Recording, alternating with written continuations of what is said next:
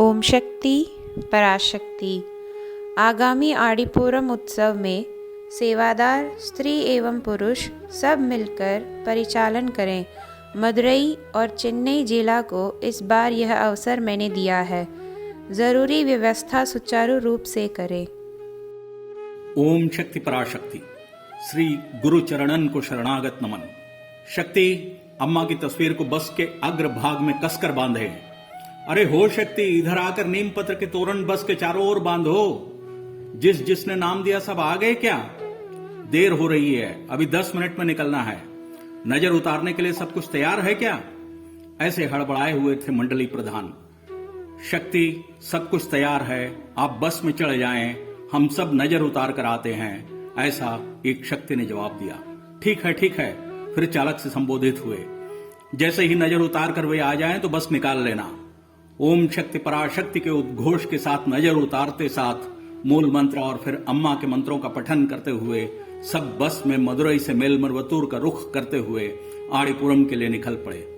बस में बैठे सुंदरम को देखकर, क्यों शक्ति, कैसे हो, ऐसे पूछते हुए उनके बगल में आकर बैठे शक्ति कार्तिक। सुंदरम ने जवाब दिया, मैं तो अच्छा हूं, आप कैसे हैं? पिछले वर्ष आड़ीपुरम में जो आपसे मिला था उसके बाद अभी ही देख रहा हूं। कार्तिक, हाँ शक्ति, अभी बाहर कहीं काम पे जा रहा हूं, इसलिए आप लोगों से अधिक मुलाकात नहीं हो पा रही है। सुंदरम, ओह ऐसा, आपको काम मिल गया क्या? बहुत खुशी की बात है। पढ़ाई के साथ अनुकूल काम नहीं मिल रहा है, ऐसा आप दुखी हो रहे थे। कार्तिक, हाँ शक्ति, इस बारे में जब हम बंगारू अम्मा के पास चरण कमल वंदना के समय पूछे तो उन्होंने कहा तुम आड़ीपुरम के समय सेवा करो, शेष मैं देख लूंगी। अम्मा के कहे अनुसार मैंने भी पिछले वर्ष आड़ीपुरम के समय सेवा में लगा रहा। आड़ीपुरम उत्सव के संपन्न हुए कुछ ही समय में मेरे पढ़ाई के अनुरूप एक अच्छी औद्योगिक इकाई में संतृप्त आय के साथ काम मिल गया। सब हमारे बंगारू अम्मा की कृपा और आड़ीपुरम के सेवा की महिमा ही कारण है, कहकर बहुत ही खुशी जाहिर की कार्तिक ने। इन दोनों को बैठे देखकर अगली पंक्ति में बैठे हुए काशी ने कहा, क्यों भाई लोग, हर बार की तरह आखिरी पंक्ति वाली सीट पर जम गए? इन दोनों ने काशी का स्वागत किया। अरे आओ आओ हमारे काशी भैया। कार्तिक ने पूछा, क्यों भैया, हमेशा तो आप हमारे ही साथ बैठते थे, इस बार कैसे आगे चले गए?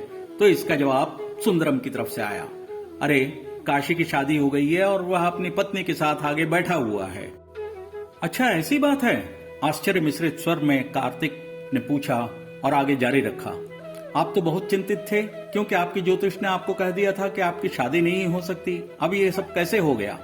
अरे हाँ भाई, अपने इलाके के सभी ज्योतिष जब ऐसा बोलने लगे तो मन बहुत ही खराब हुआ, पर जब बंगारू अम्मा के चरण कमल वंदना के समय अपनी वेदना को मैंने उजागर किया तो उन्होंने कहा कि आड़ीपुरम उत्सव में भाग लेने के लिए आ जाओ।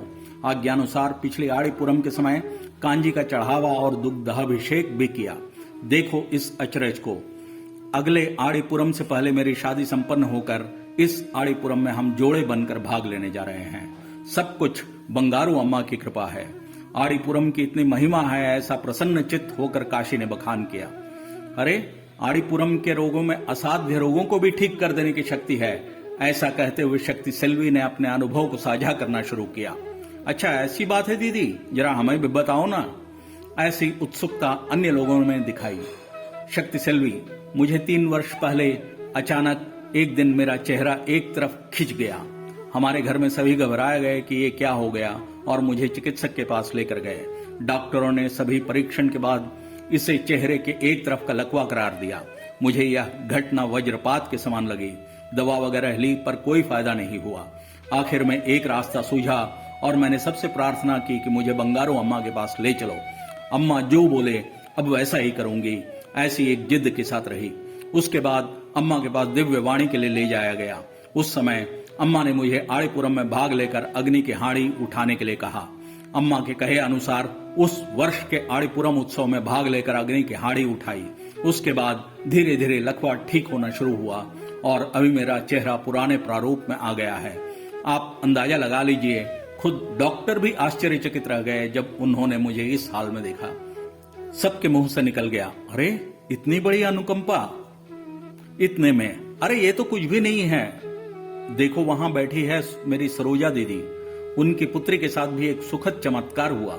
पर मेरे कहने से बेहतर होगा कि आप लोग खुद उसकी जुबान से ही सुने। ऐसा कहते हुए शक्ति सेल्वी ने सरोजा दीदी को आमंत्रित किया। फिर सरोजा ने आकर कहना शुरू किया, अरे सेल्वी, तुम्हें तो पता है कि मेरी बेटी का ब्याह हुए 3 वर्ष बीत गए पर कोई संतान नहीं हुआ। इस बात को लेकर उसके ससुराल वाले भी बहुत ही व्यथित थे। मैं सह न पाई। मैंने अपनी पुत्री को साथ लेकर मरवत्तूर दिव्य वाक्य सुनने गई। अम्मा, मेरी पुत्री के ब्याह हुए 3 वर्ष गुजरने के बाद भी कोई संतान भाग्य प्राप्त नहीं हुआ है, कहकर रो पड़ी। उसके लिए अम्मा ने मेरी बेटी के पास कहा कि आड़ीपुरम में भाग लेकर अग्नि की हाड़ी उठाओ, इस साल के अंदर संतान भाग्य दूंगी।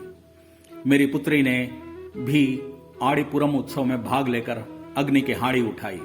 आड़ीपुरम की समाप्ति के बाद 4 माह उपरांत भी अर्थात दिसंबर तक कोई शुभ समाचार नहीं मिला।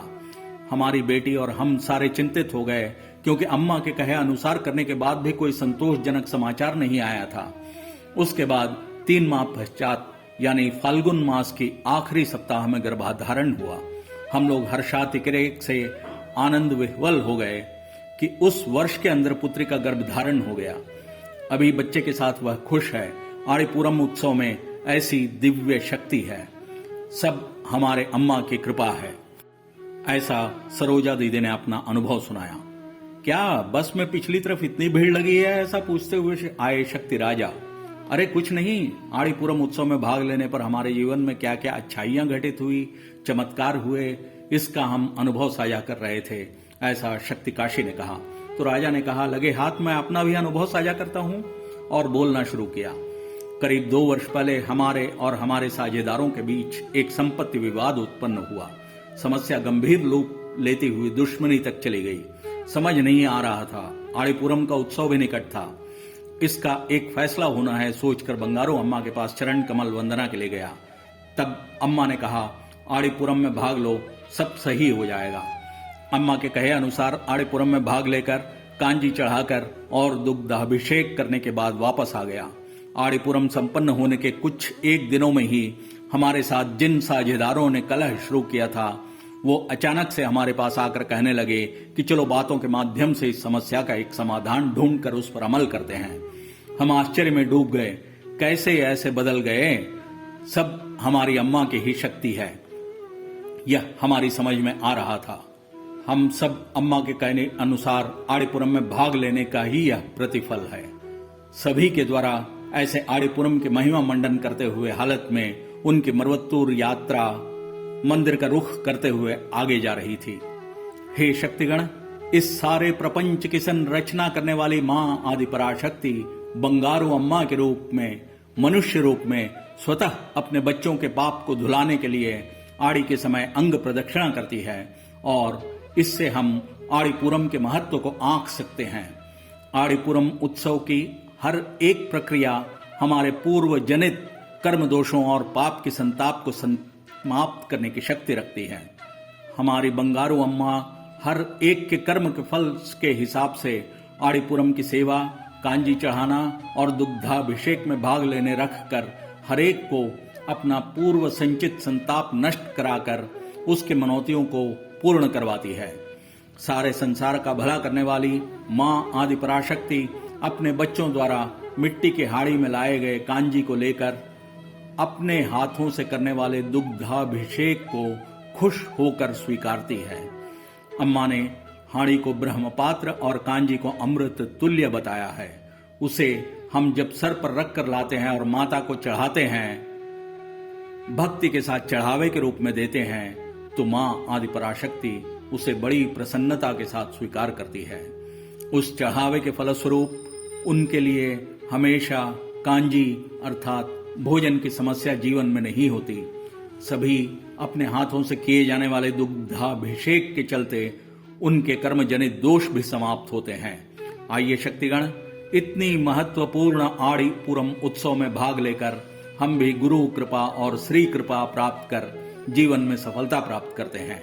ओम शक्ति पराशक्ति। 31 जुलाई और 1 अगस्त 2022 को आदि पराशक्ति सिद्ध पीठ मेल मरवत्तूर में 51वां आड़ीपुरम महोत्सव धूमधाम से मनाया जाने वाला है। इस संदर्भ में अम्मा ने अपने दिव्य वाणी में इसके लिए कुछ विशेष विधान बताए हैं, जिसके अनुसार जुलाई 31 और 1 अगस्त के दिन भक्तों को सिद्ध पीठ आकर दुग्धाभिषेक अपने हाथों से करना है। इस अभिषेक के दौरान उन्हें अपनी हथेली में नीम पत्र और एक मरवत्तूर के तांबे का नया डॉलर रखना है। अभिषेक के पश्चात नीम पत्र को प्रसाद के समान खा लेना है और डॉलर को गले में पहन लेना है। अतः आप सभी भक्तों से अनुरोध है कि सभी उक्त दिनों में सिद्धपीठ पधारें, जहां माता अपनी कृपा का बौछार कर रही है और साथ ही अम्मा द्वारा बताए गए निर्देशों का पालन करते हुए माता का आशीष और कृपा प्राप्त करें।